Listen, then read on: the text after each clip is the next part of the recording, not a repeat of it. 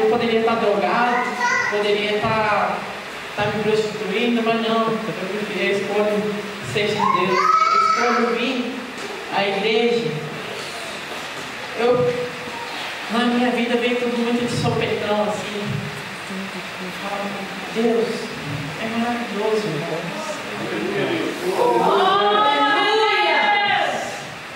Deus veio assim na minha vida. Eu fui chamado para ir num encontro de jovens que vai todos os jovens de Mogi das Cruzes, do meu primo. E pouco tempo antes disso, eu entrei na igreja por causa de uma menina. Era na igreja por causa da menina. Eu achava a menina bonita, ela pagava no chá, né? Eu catei no primeiro culto. O pastor Cato falou assim: irmão, tem gente aqui que vai na igreja para saber de mulher. E as coisas não é assim não, né? Na vida não é só passar essa bola na mulher, não. Eu quero nossa senhora, hoje eu tô dando tapa na cara, porque eu nem sabia que podia eu falar isso no culto. Eu quero nossa Deus, é só o Senhor mesmo. E veio passando o tempo. E meu pastor falou assim: você tem que fazer escola dominical comigo, mas só que minha escola dominical é um pouco diferente. Eu fiz tantos anos de teologia e eu vou preparar você para pregar, porque o teu chamado é para pregar, não é para ficar no banco não, porque eu sei que quando você ia na sua antiga igreja, você ficava sentado. Você não era usado porque você se limitava espiritualmente. Irmãos, hoje em dia muita gente se limita espiritualmente. Tem gente que fala assim, na Bíblia fala, a gente tem 3 provas. A prova que o Senhor coloca, a prova que o inimigo coloca, é a prova que nós por nós mesmos. Irmãos, eu me colocava em declínio por causa que eu seguia a vontade da carne. Hoje não. Hoje eu quero seguir a vontade de Deus e olhar, Deus, aquela menina bonita lá é meu passado, aquilo foi apagado. Hoje eu sou uma nova criatura, desci pelas águas faz pouco tempo, mas só que Deus, antes de eu descer pelas águas, Deus falou assim: vai estar na hora de você pregar, está na hora de você seguir o chamado que eu escolhi para você. E tem gente aqui, irmãos, que tem um chamado para pregar. Aleluia. E pregar para grandes multidões. Essa igreja vai crescer muito. Glória a Deus. Eu fui para os pastores porque vai abrir filial, viu? E glória a Deus. Deus. E meus irmãos se preparem, porque pode vir afronta por causa do passado humilde que vocês tiveram. E o povo falar assim: aqueles irmãos lá roubam o dinheiro da igreja. Não, eles não souberam o passado que vocês tiveram, eles não souberam o tanto que vocês batalharam para chegar aqui. E Deus não quer ninguém pobre não, irmão.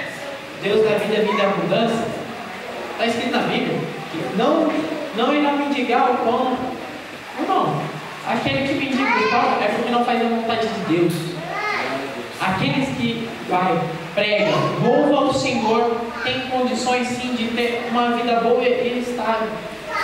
Se Jesus assistiu uma entrevista do Silas Malafaia falando do dinheiro que ele tinha, irmãos, aquele povo sabe o que ele passou?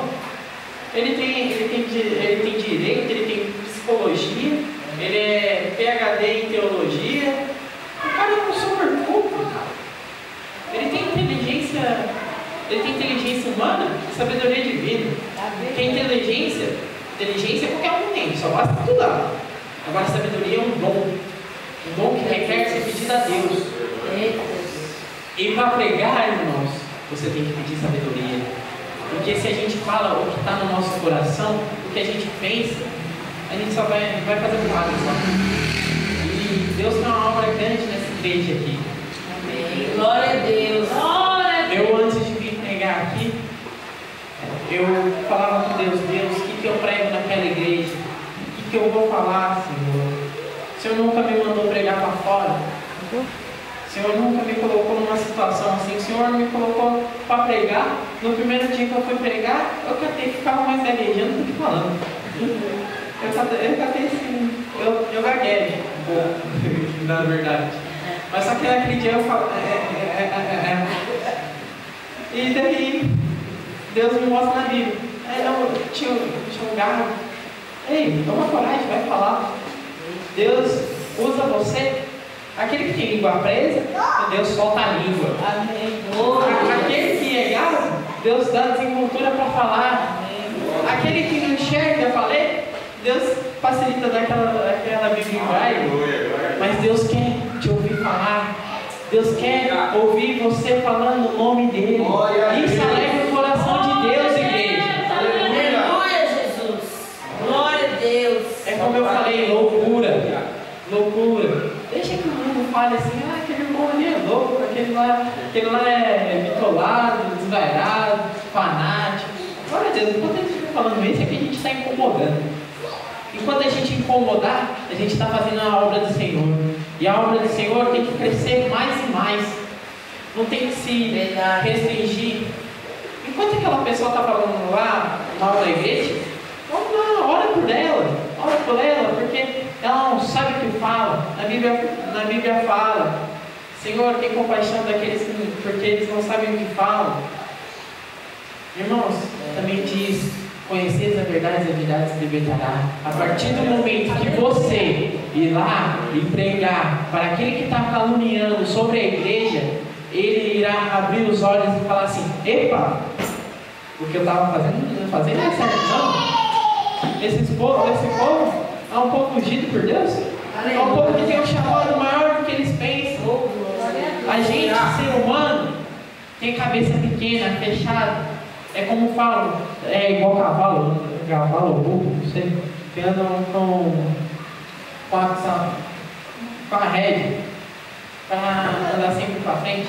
A gente não pode ser assim. Igreja, abra o olho espiritual, porque a verdadeira cegueira é espiritual. Porque na minha igreja foi uma irmã, ela era cega, ela pegou a Bíblia em braille e desceu o verbo, falou, tal coisa está acontecendo aqui, não pode. Não pode, Deus tem um chamado para você, e vai te usar. Enquanto você não aceitar o seu chamado, você não vai fazer grandes coisas, você não vai ter a bênção que Deus tem para você. Fala assim, tem um irmão lá que tem um chamado para ir para a África, mas enquanto ele não fazer o trabalho dele na igreja, ele não vai receber essa bênção. E lá é um trabalho árduo também, irmão. Porque já vi missionários que pregam lá, e lá a coisa é feia mesmo. Falam que lá tem grandes estátuas, lá tem uma escada assim, é no Nepal. Tem uma escada que desce um rio, mas não é rio de água não, é rio de sangue de cachorro, porque no Nepal tem mais deuses do que habitante. E eu fico pensando assim, nossa, mas que povo besta, né? Só um existe, só um é o Deus vivo, só um é o Deus Todo-Poderoso. Lá tem uma menina de 6 meses que é Deus. Meu Senhor, tem misericórdia desse povo. E eu peço para a igreja, o nome do irmão é Antenor.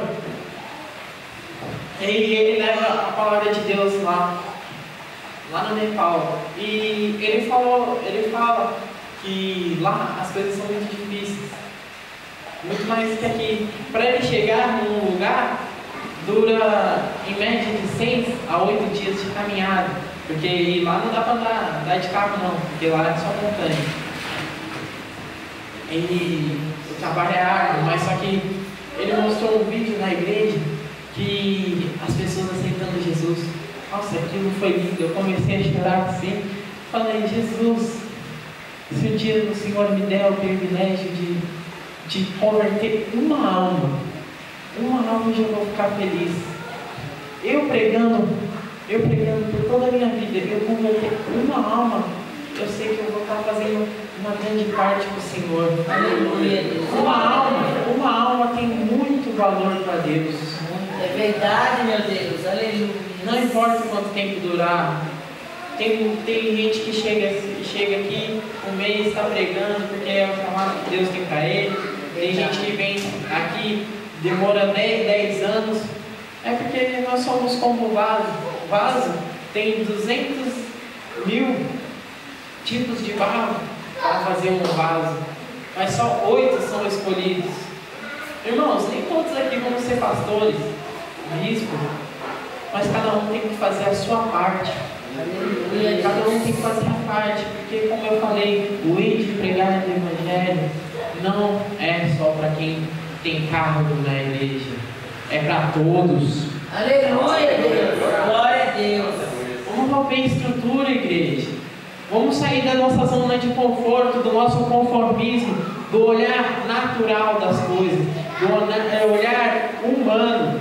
Vamos enxergar espiritualmente, porque as coisas de Deus são muito maiores do que nós pensamos. Deus tem um grande trabalho na vida de cada um aqui. O menino que estava ali na bateria, Deus vai te usar grandemente, ó. Se prepara aí, porque